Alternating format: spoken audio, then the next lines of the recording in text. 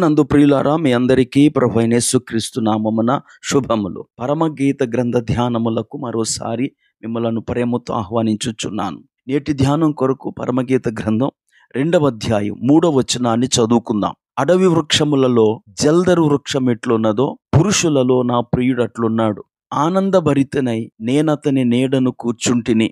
ప్రియులరా, ఈ వచనమును ఆధారం చేసుకొని గత వీడియోలో అడవిలో యాపిల్ చెట్టు అనే అంశాన్ని ధ్యానం చేశాం.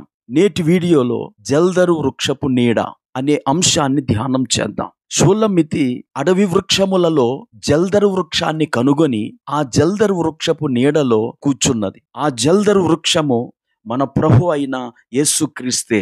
ఈ లోకములో ఎన్నో చెట్ల నీడలు ఉన్నాయి. రోమన్ ప్రకృతి శాస్త్రవేత్త అయిన ప్లినీ ద ఎల్డర్ కొన్ని ప్రమాదకరమైన చెట్లను గురించి రాశాడు. ఆ చెట్ల నీడ అత్యంత ప్రమాదకరమైనదిగా ఆయన పేర్కొన్నాడు. అలాంటి చెట్లలో డెత్ యాపిల్ అనే చెట్టు ఒకటి. దానికి మరో పేరు మంచినీల్ లేదా మరణ వృక్షం. దీని ఆకులు యాపిల్ చెట్టు ఆకులు వలె ఉంటాయి. కాయలు కూడా యాపిల్ కాయలలాగే ఉంటాయి. ఆ చెట్టు నీడలో ఏ ఇతర మొక్క పెరగదు. విషపూరితమైన వాయువులను ఆ చెట్టు వెదజల్లుతుంది. దాని పండు తినేటప్పుడు చాలా రుచిగా ఉంటుందట. తీరా తిన్నాక అది మనిషిని చంపుతుంది. అది విషపూరితమైన ఫలము. వర్షం వచ్చేటప్పుడు ఆ చెట్టు నీడకు వెళ్తే ఆ చెట్టు నుండి పడే వర్షపు బిందువులు చర్మముపై బొబ్బలను కలిగిస్తాయట. దాని షాడో అంత ప్రమాదకరమైనది. అయితే షూలమ్మితి అటువంటి ప్రమాదకరమైన చెట్లను ఎన్నుకోకుండా జల్దరు వృక్షపు నీడను ఆమె కోరుకున్నది. ఆ జల్దరు వృక్షపు నీడలో ఆమె సేదదీరుతోంది. ప్రియులారా, ఆ జల్దరు వృక్షపు నీడ ఎటువంటిదో 3 విషయాలు చెప్తాను. ఆ తదుపరి ఆ జల్దరు వృక్షపు నీడ వల్ల కలిగే 3 ప్రయోజనాలను కూడా నేను చెప్తాను. మొట్టమొదట, ఆ నీడ కీర్తన 91:1 ప్రకారం సర్వశక్తుని నీడయే. రెండవదిగా యెషయా గ్రంథం 32వ అధ్యాయము 2వ వచన ప్రకారం ఆ నీడ అలసట పుట్టించు దేశములో గొప్ప బండ నీడ వంటిది. అనగా మనము ఏ దేశములో ఉన్నా, ఏ కుటుంబస్తులమైనా, ఆ పరిస్థితులు మనకి అలసట కలిగిస్తున్నా, మనము ఆ జల్దరు వృక్షపు నీడలో ఉన్నప్పుడు ఒక గొప్ప బండ నీడ వలె ఆ నీడ మన అలసటను తీసివేసి నెమ్మదినిస్తుంది. మూడవదిగా, ఆ నీడ మనలను తిరిగి సమకూర్చే నీడ. హోషే గ్రంథము 14వ అధ్యాయము 7వ వచనములో ఆ నీడ మనలను తిరిగి సమకూర్చే నీడగా పేర్కొనబడింది. లోకము శరీరము ఆకర్షించగా లోకాశల వైపు మరలిపోయిన వారిని తిరిగి రప్పించే నీడ ఆ జల్దరు వృక్షపు నీడ. అతని నీడ యందు నివసించువారు మరలి వత్తురు. ఇటువంటి నీడలో షూలమ్మితి హాయిగా కూర్చున్నది.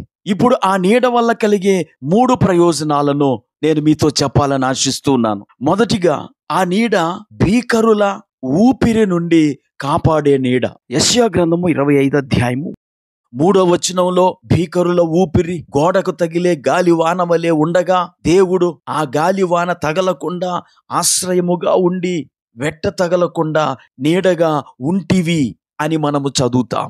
అనగా ఈ లోకములో భీకరులైన చీకటి శక్తుల యొక్క ఊపిరి లేక గాలి మనలను సోకి మనకు రోగములు కలుగు చేయకుండా ఆ నీడ మనకు ఆశ్రయముగా ఉన్నటువంటి నీడ. రెండవదిగా, అన్యజనుల ఘోషను అణిచివేసే నీడ. అదే అధ్యాయం 5వ వచనములో, ఎండిన దేశములో ఎండ వేడిమి అణిగిపోవునట్లు నీవు అన్యుల ఘోషను అణిచివేసితివి. అన్యుల ఘోష అంటే ఏమిటి? నరఘోషయే. ఈరోజు అనేక మంది నరగోళ నీకు నమస్కారం అంటున్నారు. ఆ నరగోళను తప్పించుకోవటానికి దిష్టి బొమ్మలు పెట్టుకుంటున్నారు, ఉప్పు కళ్ళు పెట్టుకుంటున్నారు. అయితే మనము దేవుని నీడలో ఉన్నప్పుడు ఆ సర్వశక్తుని నీడ నరగోళ నుండి మనలను రక్షించే నీడ. ఇక మూడవదిగా, బలత్కారుల కేకలను అణిచివేసే నీడ.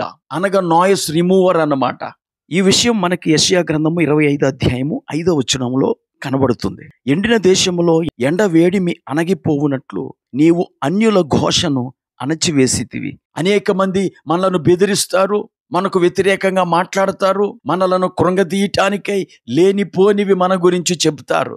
ఇలాంటి బలత్కారుల యొక్క కేకలు మనకు వినబడకుండా ఆ కేకలను అణిచివేసే నీడ ఈ జల్దరు వృక్షపు నీడ.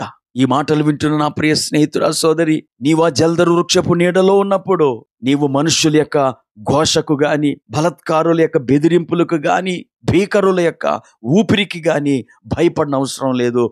ఆ నీడ నిన్ను భద్రపరిచి ఆయన రాకడ కొరకు సిద్ధపరుస్తుంది. ప్రార్థన చేసుకుందాం. కృపాకనికరం కలిగిన మా తండ్రి, నీకు వందనాలు. షోలమ్మితి జల్దరు వృక్షపు నీడలో కూర్చొని సేదదీరినట్లు ఈ మాటలు వింటున్న ప్రతి ఒక్కరూ నీ నీడలో ఆశ్రయము పొంది ఆశీర్వదించబడుటకు సహాయం చేయమని యేసుక్రీస్తు నామమున ప్రార్థించి వేడుకుంటున్నాము. ఆమేన్.